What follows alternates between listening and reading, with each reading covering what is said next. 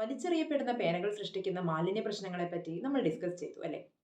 അപ്പോൾ അത് കുറയ്ക്കാൻ പേന മാക്സിമം നന്നായി കുറേ കാലം ഉപയോഗിക്കുക, കേടായാലും റിപ്പയർ ചെയ്ത് ഉപയോഗിക്കുക, അങ്ങനെയൊക്കെ സൊല്യൂഷൻസ് പറയാം. അപ്പോൾ സ്വാഭാവികമായും നമ്മൾ ചിന്തിക്കും, പേനയൊക്കെ റിപ്പയർ ചെയ്യാൻ പറ്റുമോ? എവിടെ റിപ്പയർ ചെയ്യും? എല്ലാ പേനയും റിപ്പയർ ചെയ്യാൻ പറ്റുമോ? ഏത് തരം പേന വാങ്ങും? ഏതാണ് നല്ലത്? മഷിപ്പേന എങ്ങനെ ഉപയോഗിക്കും? അങ്ങനെ ഒരുപാട് സംശയങ്ങൾ.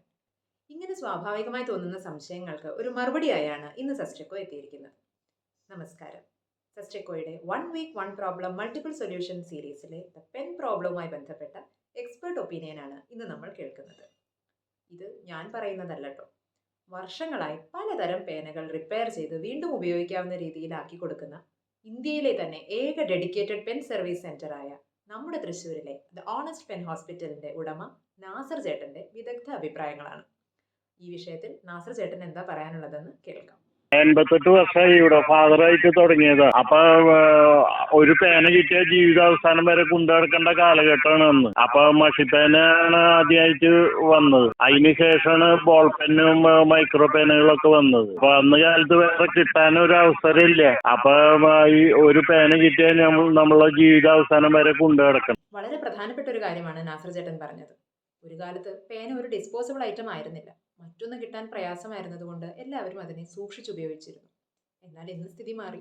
5-10 രൂപയ്ക്ക് ഇഷ്ടം പോലെ പേനകൾ എളുപ്പത്തിൽ കിട്ടും. അതുകൊണ്ട് ഉള്ളതിന് വിലയില്ലാതെയായി. ഇന്നിപ്പോ തീർന്നാ കളയുന്ന ടൈപ്പ് ആകുമ്പോ അതൊക്കെ വളരെ ബുദ്ധിമുട്ടായി മാറിയിരിക്കുകയാണ്. അപ്പൊ അതുകൊണ്ട് റീഫില്ല് മാറ്റുന്ന ടൈപ്പ് പേനകൾ മേടിച്ചാൽ റീഫില്ല് മാറ്റാൻ കിട്ടും. അപ്പൊ പിന്നെ കളയേണ്ട ആവശ്യമില്ല. മഷിപ്പേന വെച്ചാൽ മഷി തീരുമ്പോ കണ്ടമാനം എഴുതുന്നവർക്ക് നല്ലത് മഷിപ്പേനയാണ്. അതെ, സസ്റ്റൈനബിലിറ്റി എന്ന് പറഞ്ഞാൽ എപ്പോഴും ബെറ്റർ ഓൾട്ടർനേറ്റീവ്സ് വാങ്ങുന്നതിലല്ല തുടങ്ങുന്നത്. ചിലപ്പോൾ അത് നമ്മുടെ കയ്യിൽ ഓൾറെഡി ഉള്ള സാധനത്തിനെ വിലമതിക്കുന്നതിലാണ്, കൂടുതൽ കാലം ഉപയോഗിക്കുന്നതിലാണ്. സിമ്പിളായി പറഞ്ഞാൽ സൂക്ഷിച്ചുപയോഗിച്ചാൽ മതി. ഇപ്പൊ ഈ കാർബൺ കോപ്പി എടുക്കണമെങ്കിൽ ബോൾ പെൻ തന്നെ വേണം. കാർബൺ കോപ്പി ബില്ലൊക്കെ ഇതാക്കുന്നുണ്ടെങ്കിൽ അതിന് ബോൾ പെൻ തന്നെ വേണം. കണ്ടമാനം എഴുതുന്നവർക്ക് നല്ലത് മഷിപ്പേനയാണ്. നാസർ ചേട്ടൻ ഈ പറഞ്ഞത് മറ്റൊരു പ്രധാന കാര്യമാണ്. സസ്റ്റെക്കോയുടെ മെയിൻ ആശയവും ഇത് തന്നെയാണ്.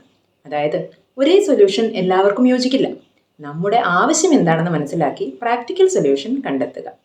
പേന വാങ്ങുമ്പോൾ വില മാത്രം നോക്കാതെ റീഫിൽ ചെയ്യാൻ പറ്റുമോ, കൂടുതൽ കാലം ഉപയോഗിക്കാൻ പറ്റുമോ എന്ന് കൂടി നോക്കി വാങ്ങിക്കുക.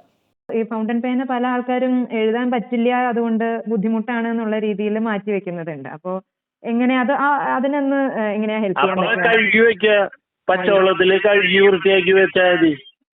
ഓരോ എഴുത്തും കഴിഞ്ഞു മഷി നമ്മളെങ്ങനെയാണ് അറക്കണേന്ന് വെച്ചാൽ അതേമാതിരി പച്ചവെള്ളം കയറ്റുക, കഴുകി വൃത്തിയാക്കി വെക്കുക. ഫൗണ്ടൻ പെൻ ശരിക്കും ഒരു നല്ല സൊല്യൂഷനാണ്. അത് എൻ്റെ പേഴ്സണൽ എക്സ്പീരിയൻസ് കൂടിയാണ്. അത് ഞാൻ മറ്റൊരു വീഡിയോയിൽ പങ്കുവയ്ക്കാം. പലർക്കും ഫൗണ്ടൻ പെൻ ഉപയോഗിക്കാൻ അല്ലെങ്കിൽ മഷിപ്പേന എന്ന് കേൾക്കുമ്പോൾ ഒരു പേടിയാണ്. പക്ഷേ നാസർ ചേട്ടൻ പറഞ്ഞതുപോലെ സൂക്ഷിച്ചുപയോഗിച്ചാൽ തീരുന്ന പ്രശ്നമേ ഉള്ളൂ. ഒരു പ്രാക്ടീസിന്റെ പ്രശ്നം മാത്രമേ ഉള്ളൂ.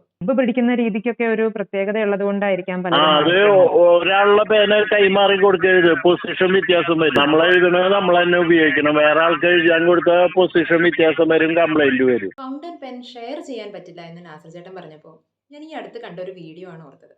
പണ്ട് മഷിപ്പേന ഉപയോഗിച്ചവർക്ക് റിലേറ്റ് ചെയ്യാൻ പറ്റുന്ന വീഡിയോ ആയിരിക്കാം. അതായത് ഒരാളുടെ പേനയിലെ മഷി കഴിഞ്ഞപ്പോൾ മറ്റൊരാൾ അയാളുടെ പേന തന്നെ നൽകാതെ പകരം ആ പേനയിലെ മഷി ആ നിബ്ബ് വഴി മറ്റൊരു പേനയിലേക്ക് പകർന്നു കൊടുക്കുന്ന ഒരു കാഴ്ച. ശരിക്കും എത്ര മനോഹരമായ ഒരു ആശയമാണത് അല്ലേ? അതായത് മറ്റുള്ളവരെ സഹായിക്കണം, പങ്കുവെക്കണം, പക്ഷേ സ്വയം നഷ്ടപ്പെടാതെ. നമ്മുടെ കയ്യിലിരിക്കുന്ന സാധനങ്ങളെ സൂക്ഷിക്കാനും സ്നേഹിക്കാനും വിലമതിക്കാനും എന്നാൽ പറ്റുന്നിടത്ത് മറ്റുള്ളവർക്ക് സഹായമാവാനും പഠിപ്പിക്കുന്ന ഒരു ചിന്തയാണത്. ചിലൊരു പേന അധികം ഉണ്ടാവും, അപ്പൊ ഉപയോഗിക്കാണ്ട് നല്ല ഭംഗി ഉണ്ടാവും, അപ്പൊ എടുത്തു വെക്കും. എടുത്തു വെച്ചാൽ അത് കട്ട പിടിച്ചു പോകും. എത്ര പേന ഉണ്ടെങ്കിലും മാറി മാറി ഉപയോഗിക്കാം. നമ്മളെല്ലാത്തിനെയും സ്നേഹിക്കണം. എത്ര മനോഹരമായി പറഞ്ഞു അല്ലേ? നമ്മളെല്ലാത്തിനെയും സ്നേഹിക്കുക. സസ്റ്റൈനബിലിറ്റിയുടെ ഏറ്റവും ലളിതമായ രൂപങ്ങളിൽ ഒന്നാണത് സ്നേഹം. നമ്മൾ ഉപയോഗിക്കുന്ന സാധനങ്ങളെ സ്നേഹിക്കുക, ശ്രദ്ധയോടെ ഉപയോഗിക്കുക, കഴിയുമെങ്കിൽ നന്നാക്കി കൂടുതൽ കാലം ഉപയോഗിക്കുക. വീടുകളിലും സ്കൂളുകളിലും ഒക്കെ ഇങ്ങനെ ഒരുപാട് ഉപയോഗിക്കാതെ കിടക്കുന്ന ചെറിയ പ്രശ്നങ്ങളായിട്ടേ കേടായി കിടക്കുന്ന പേനകളൊക്കെ ഉണ്ടാവുമല്ലോ. അപ്പൊ അങ്ങനെ ഒരു പേനകളൊക്കെ നമ്മൾ ഇപ്പോ സപ്പോസ് സസ്റ്റെക്കോയുടെ ഒരു നേതൃത്വത്തിൽ നമ്മൾ കുറച്ച് ശേഖരിച്ച് അങ്ങനെ നമ്മുടെ പെൻ ഹോസ്പിറ്റലിലേക്ക് എത്തിച്ചാൽ അത് നന്നാക്കി പാവപ്പെട്ട കുട്ടികൾക്കൊക്കെ കൊടുക്കുക. അങ്ങനെ ഒരു ഉപകാരമാവും. ആ കുട്ടികൾക്ക് പേന മേടിക്കാൻ കഴിവില്ല, അങ്ങനെയുള്ളവർക്ക് നമ്മളത് ശരിയാക്കി കൊടുക്കുക. നാസർ ചേട്ടനുമായുള്ള സംഭാഷണത്തിലെ ഏറ്റവും ഹൃദയസ്പർശിയായ ഭാഗം ഇതാണ്. കുറേ പേനകളുള്ളപ്പോൾ നമുക്കിതൊരു വിലയില്ലാത്ത വസ്തുവായിരിക്കാം.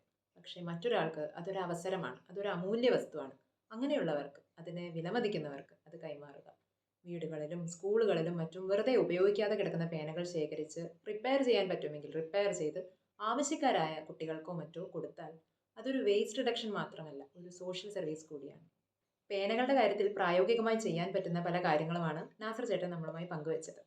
ഇനിയൊന്ന് ചിന്തിക്കൂ. ഒരു പേന ചെറിയൊരു വസ്തുവാണെങ്കിലും അത് നമുക്ക് മുന്നിൽ ചോദിക്കുന്ന ചോദ്യം അത് വലുതാണ്. എന്ത് കാര്യമോ ആവട്ടെ, ഉപയോഗം കഴിഞ്ഞാൽ ഉടനെ വലിച്ചെറിയണോ, അതോ അത് റീയൂസ് ചെയ്യാൻ പറ്റുമോ, റിപ്പയർ ചെയ്യാൻ പറ്റുമോ, മറ്റൊരാൾക്ക് ഉപയോഗമാകുന്ന രീതിയിൽ കൈമാറാൻ പറ്റുമോ? അങ്ങനെയൊക്കെ ഒന്ന് ചിന്തിച്ചാൽ മതി. ഒന്ന് പോസ്റ്റ് ചെയ്യുക. വലിച്ചെറിയുന്നതിന് മുൻപ് ഒന്ന് ചിന്തിക്കുക. Can there be A better choice? നമസ്കാരം.